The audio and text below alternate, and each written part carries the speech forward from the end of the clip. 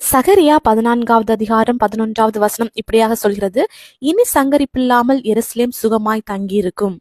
இன்னைக்கு இதை கேட்டுட்டு இருக்க உங்க வாழ்க்கையில ஏதோ ஒரு சங்கரிப்புனால நீங்க சோர்ந்து போயிருக்கலாம். அதாவது உங்களை சுற்றி நடக்கிற ஒவ்வொரு விஷயங்கள்னால உங்களுடைய சமாதானம் நிம்மதி சங்கரிக்கப்படலாம், உங்களுடைய கையின் பிரயாசங்கள் சங்கரிக்கப்படலாம், இன்னும் உங்களுடைய வாழ்க்கையில இழப்பு என்கிற ஒரு சங்கரிப்புல நீங்க இருக்கலாம். இந்த சங்கரிப்புனாலே அழிவு, அதாவது உங்களுடைய வாழ்க்கையில நிம்மதி சமாதானத்தை கெடுக்கிறது மாதிரி எதெல்லாம் உங்களுக்கு காணப்படுதோ அதெல்லாமே இந்த சங்கரிப்பு தான். நீங்க வாழக்கூடாதபடிக்கு சத்துருவானவன் சில அழிவான காரியங்களை உங்க வாழ்க்கையில போடுறான். ஆனா நீங்க ஏசப்பாக்கு ரொம்ப பிரியமான பிள்ளைங்க, நீங்க வாழ்ந்துருக்கிறது தான் ஏசப்பா விரும்புறாங்க.